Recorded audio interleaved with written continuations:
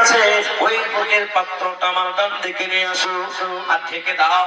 আর যে পাত্রটাতে মাংস পাকানো আছে ওই মাংসটা আমার বাম দিকে ঘুরে দাও। বিশ্ব নবী বললেন, ও খোদার তো সাহাবারা তোমরা দাঁড়িয়ে যাও।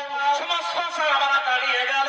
বিশ্ব নবী সাল্লাল্লাহু আলাইহি ওয়াসাল্লাম একে একে করে বিসমিল্লাহ বলে সমস্ত সাহাবাদেরকে রুটি দিয়ে যায়, মাংস দিয়ে যায়। রুটি শেষ হয় না, সাহাবাদের পেট ভরে গেল। জোরে বলুন সুবহানাল্লাহ।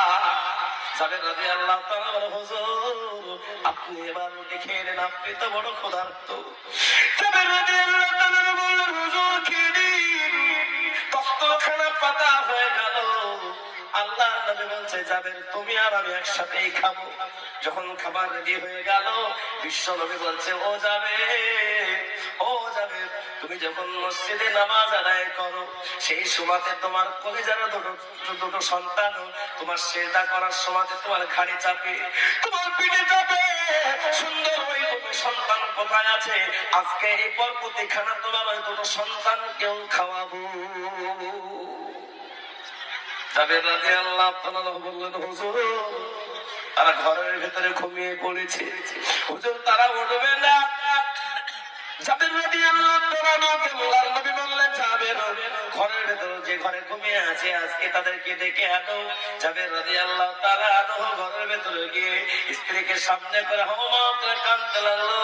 বলে, সমস্ত সাহাবারা খেলো কিন্তু নবীজি এখন পর্যন্ত খায় নাই, আমাকে নিয়ে খাবে ভাবলাম, কিন্তু আমার নবীজির মনে পড়েছে আমাদের কলিজার দুটো সন্তান, কিন্তু সন্তানকে নিয়ে যেতে পারবো না, কি হবে? নবীজিকে তো বলে দিতে হবে। স্ত্রী বলল, না বলতে হবে না, আপনি যত পারবেন আপনি না বলার চেষ্টা করবেন। জাবের রাদিয়াল্লাহু তাআলা নবীজির কাছে পৌঁছে গেল। আল্লাহ নবী বলেন, ও জাবের তোমার দুটো সন্তান কোথায় আছে বলো? হুজুর ওই ঘরের ভিতরে ঘুমিয়ে আছে। বলে, ডাকলে না কেন? ডাকলাম হুজুর উঠে না, একবারে পাস করে উঠলো না। আল্লাহ নবী বললেন, ও জাবের তোমার চেহারাটা এমন কেন লাগতেছে? কেন তোমার মনের ভিতরে কি দুঃখ বেদনা আছে বলো? জাবের রাদিয়াল্লাহু তাআলা পানি ভরে রাখতে পারলেন না, চোখের পানি টপে টপে পড়তে লাগলো। আল্লাহ নবী বুঝতে পারলেন তার দুটো সন্তানের কিছু হয়েছে। বিশ্ব নবী সাল্লাল্লাহু আলাইহি ওয়াসাল্লাম আল্লাহর কাছে দোয়া করলেন, আল্লাহ তার দুটো সন্তান যদি বেঁচে থাকে, যদি ঘুমিয়ে থাকে আল্লাহ তুমি জাগ্রত করে দাও। আর যদি মৃত্যু হয়ে যায় তুমি আল্লাহ মৃত্যুকে চিন্তা করতে পারো, তুমি আল্লাহ চিন্তাকে মৃত্যু দিতে পারো, তুমি আল্লাহ জাবেরের মহব্বতকে আল্লাহ তুমি কবুল করে নাও, জাবেরের মহব্বতকে কবুল করো। জাবেরের দুঃখ বেদনা কি আছে তুমি আল্লাহ জানো। জাবের যদি আল্লাহ তোমাকে পাওয়ার জন্য আমাকে মহব্বত করে থাকে, তুমি আল্লাহ জাবেরের জন্য সন্তান যদি মৃত্যু হয়ে থাকে আল্লাহ তুমি জিন্দা করে দাও। সুবহানাল্লাহ। জাবের রাদিয়াল্লাহু তাআলা এমন করে ডাকলেন, আল্লাহর নবী সাল্লাল্লাহু আলাইহি ওয়াসাল্লাম ডাকতেছে, ও জাবের কলিজার দুটো সন্তান কোন ঘরে ঘুমিয়ে আছো, চলে আসো, বরকতের খানা খাওয়াবো। ও আমার ভাইয়েরা, চিন্তা করলে বলা হলো নবীজি তাকে সারা দিয়ে কোনা কাটা সন্তান, মৃত্যু সন্তান, জাবের দুটো সন্তান জিন্দা হয়ে আল্লাহর নবীর দস্তরখানায় পৌঁছে গেল। জোরে বলুন সুবহানাল্লাহ।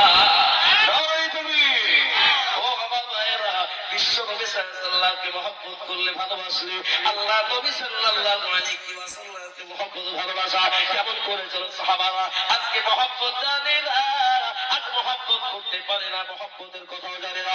বিশ্ব নবী সাল্লাল্লাহু আলাইহি ওয়াসাল্লাম বলেছে, ও আমার ভাইয়েরা, ও আমার মামুনেরা, বিশ্ব নবী সাল্লাল্লাহু আলাইহি ওয়াসাল্লামের মন্তব্যে আল্লাহ পাক জানিয়ে দিয়েছে, কুল্লু নাফসিন যায়িকাতুল মাউত, প্রতিটা নাফসকে মৃত্যু বরণ করতে হবে, মৃত্যু স্বাদ থাকতে হবে, মৃত্যু থেকে কেউ বাঁচতে পারবে না। ও আমার ভাইয়েরা, দুনিয়া থেকে প্রত্যেকে যেতে হবে, আপনি আমি আমি সকলে চলে যাব, কেউ আমরা বাঁচবো না, আমরা কেউ বাঁচবো না। বিশ্ব নবী সাল্লাল্লাহু আলাইহি ওয়াসাল্লাম বলেছেন, ওয়ালা তামুতুন্না ইল্লা ওয়ান্তুম মুসলিমুন, তোমরা পরিপূর্ণ ঈমানদার যতক্ষণ পর্যন্ত না হয়েছে তোমরা কখনো তোমরা মৃত্যুবরণ করো না।